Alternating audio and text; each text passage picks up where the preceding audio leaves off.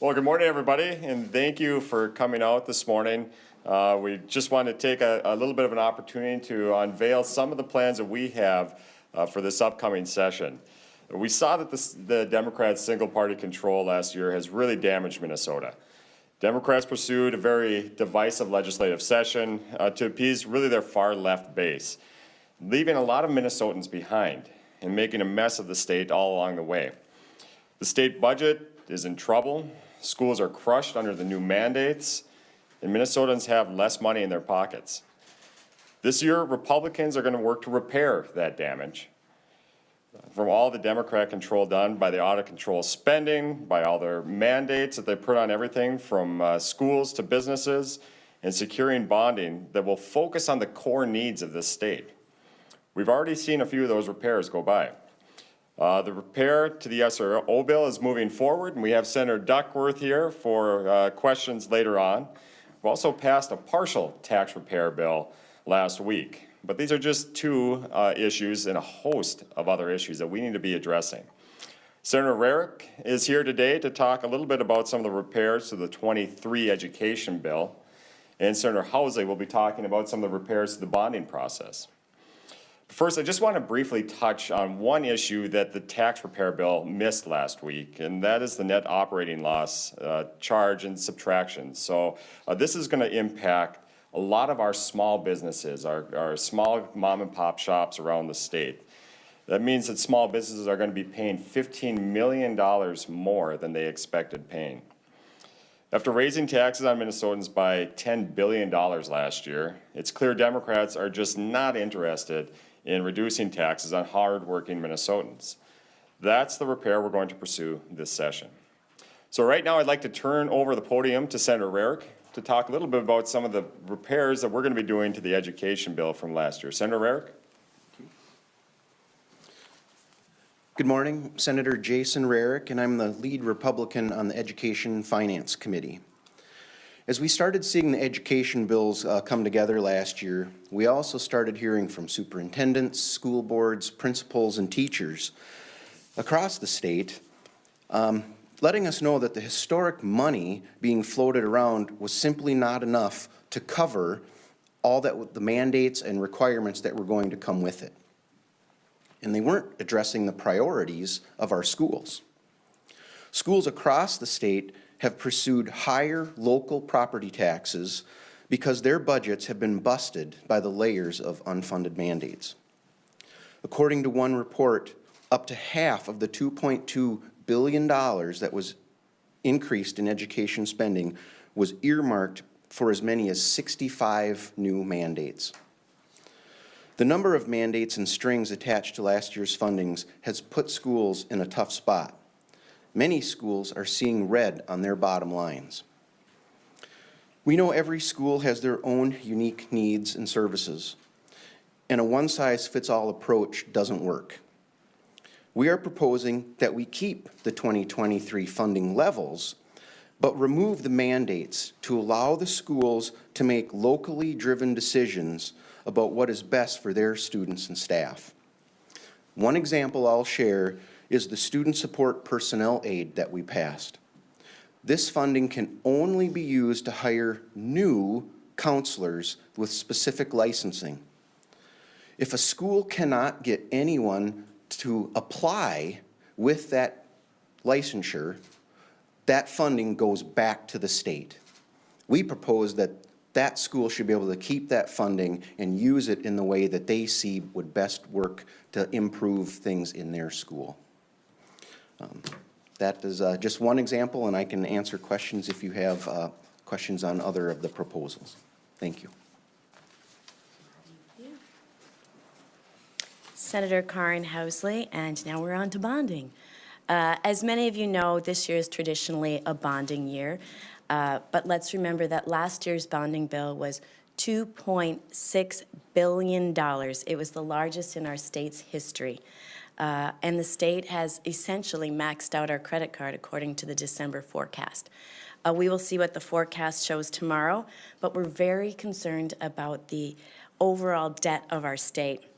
A bonding bill this year has to be much more modest and focused on our core infrastructure, safe roads, safe bridges, and clean water. For years, we've heard how great the need is when it comes to infrastructure in our state, but yet last year, they spent over $1 billion on politically aligned special interest groups. That's not what bonding is for. Our caucus has discussed a bonding bill, and we're very open to doing one, but we are going to repair the bonding process by sticking together for a modest bill that only includes what I said previously, core infrastructure, safe roads, bridges, and clean water. Secondly, last year, the bonding bill was rushed along with many other bills, as we're seeing many of them come to the floor needing fixes, the earliest one, the tax bill this last week. It was a pretty sloppy session with very large, spendy bills being rushed through, which now need to be fixed, and the bonding bill is one of them. Mistakes were made, and organizations right now, cities, counties, they're not able to get their money. Their funds that were allocated in last year's bill, because of the mistakes that were made in drafting, they're not getting their money. And these mistakes that were made are not the fault of the nonpartisan staff. They had stacks of language that needed to be done yesterday being rushed through. This is the fault of the process that happened last year. Things were way too rushed and went way too fast. So all four caucuses have agreed to do a repair bill for our bonding bill to fix it so those organizations can get the money that's due to them that was voted on last year. We think we're going to do this earlier rather than later, probably early March, middle of March maybe for the Senate, and get that money out to those folks ASAP. But again, for the bigger bonding bill, that's going to come much later in session if agreed upon, and again, it's going to have to stick to the core infrastructure and clean water. Thank you. Well, thank you, Senators Carden and Rarick. Appreciate that. As you can see, Democrats rushed through many bills last year, but questions linger about the quality and potential negative impacts of some of these measures. We need to fully repair the tax mistakes from last year, give schools more flexibility to repair their budgets, repair the bonding process to protect taxpayers from more debt. And we'll soon have proposals to repair things such as energy, childcare, transportation, and other areas important to Minnesotans. So stay tuned. The whole point of the repair agenda is to make life more affordable for families, curb government spending, and reduce the burden on taxpayers. With that, we are open to any questions. What is the max dollar amount on a bonding bill that you guys, as a caucus, could get behind?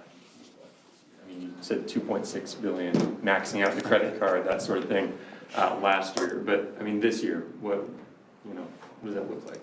Sure, I don't think we're gonna be looking at a $2.6 billion bill this year again. So, the number has been floated, up to $830 million, but it really depends on what the forecast has to say on Thursday, what our credit limit's gonna be, but also the substance of the bill. What is it that we're actually investing in as a state legislature in our state? And that, again, that goes back to Senator Housley's point.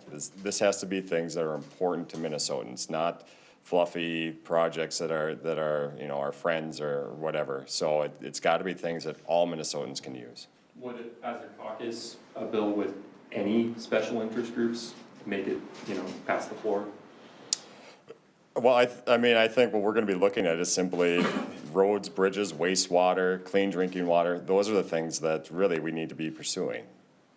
Can you give a couple examples from last year? You said over $1 billion, and can you give a couple examples of what you considered waste in that bill?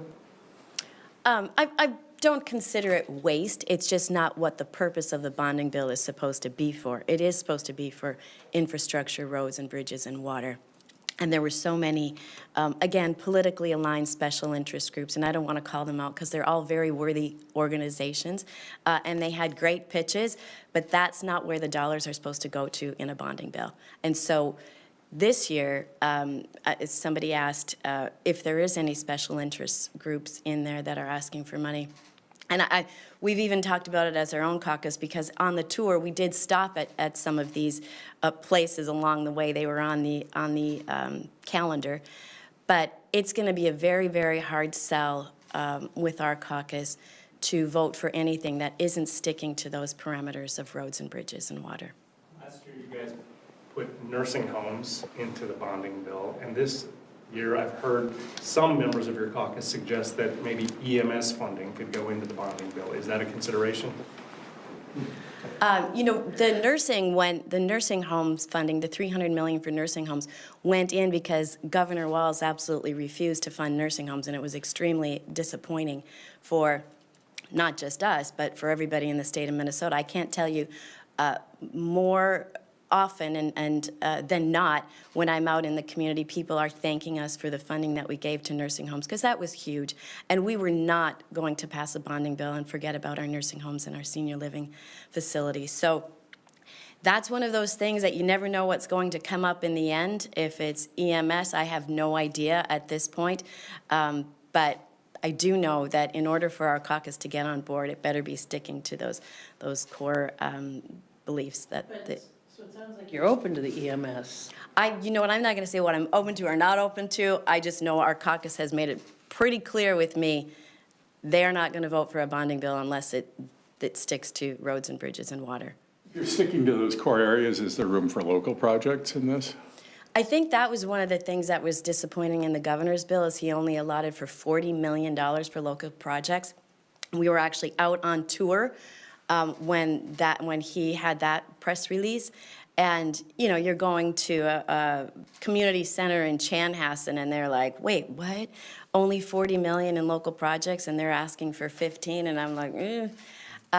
So I think local projects are extremely important in this bonding bill, especially when it comes to their roads and bridges, and so many of our communities need clean water.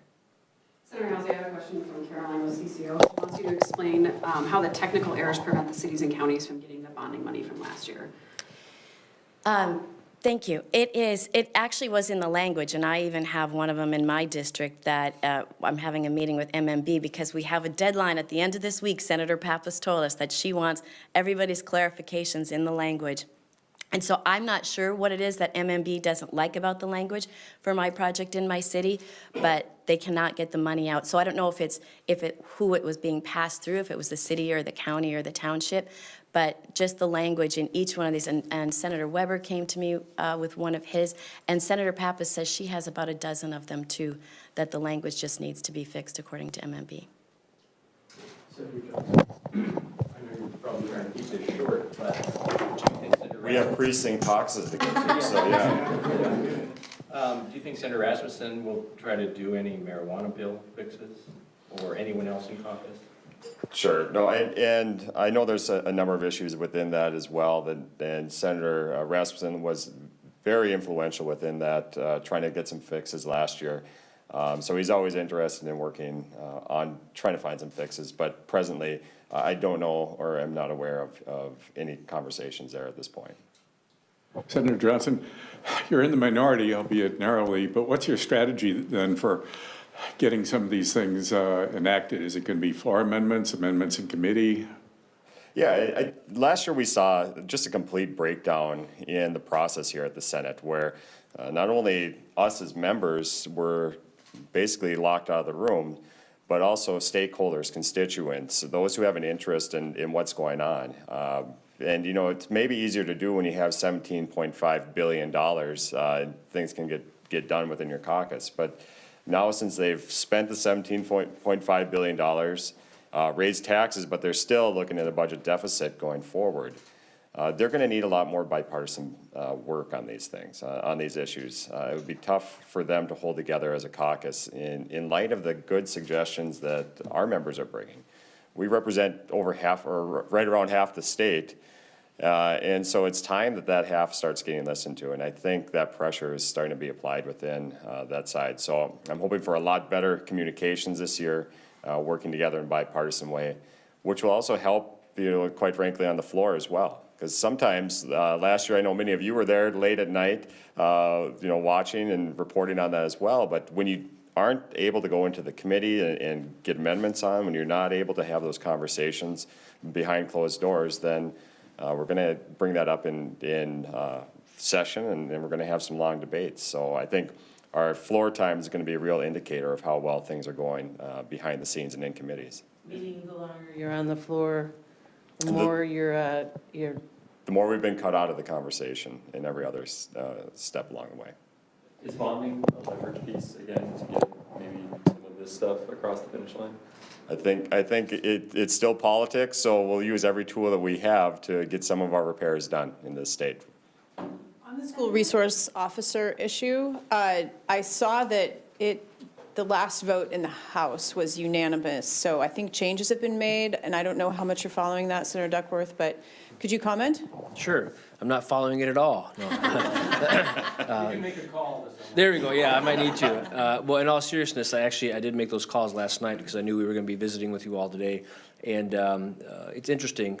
We kind of saw in the news that Republicans and Democrats had reached some sort of consensus on the SRO bill. But I think everybody forgets we have a bicameral legislature. It's great that the House has done a lot of work and made some improvements to the initial bill that was delivered there.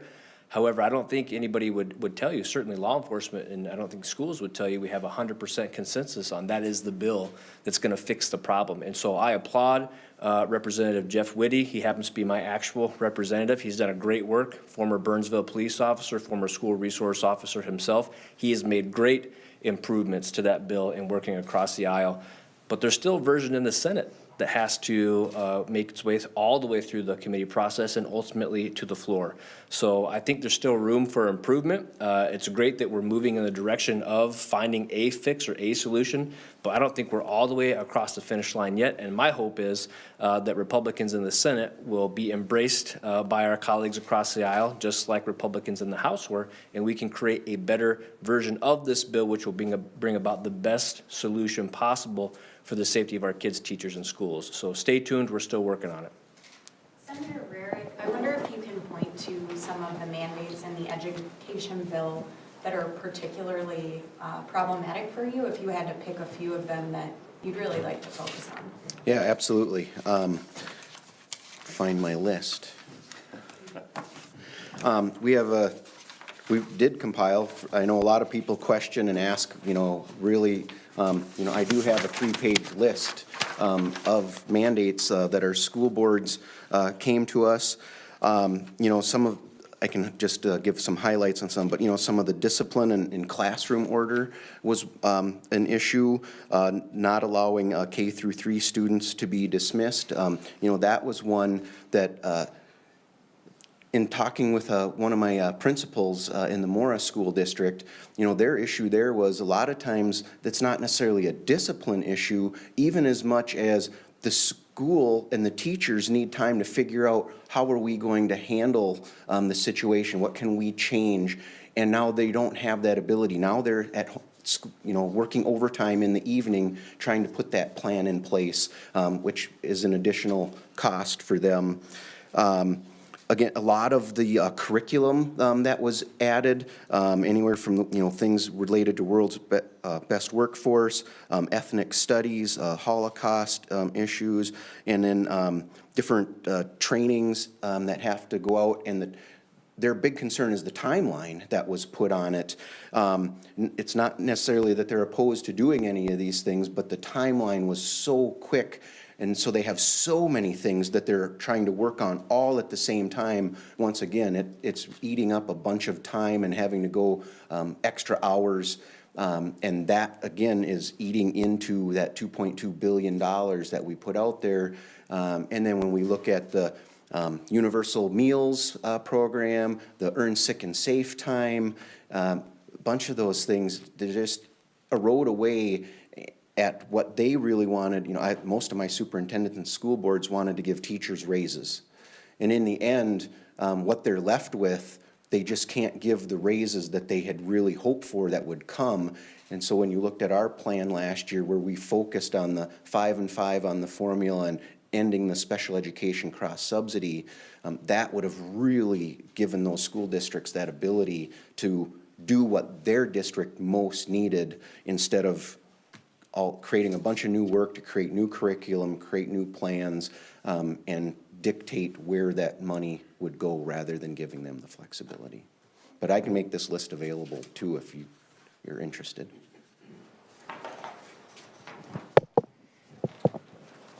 Anything else? Thank you, guys. Thank you. Do you guys want to come forward? Come up here for a second. You guys gotta get a picture, Archer. Oh, we're gonna get the kids up here. Yeah. Where's the stool?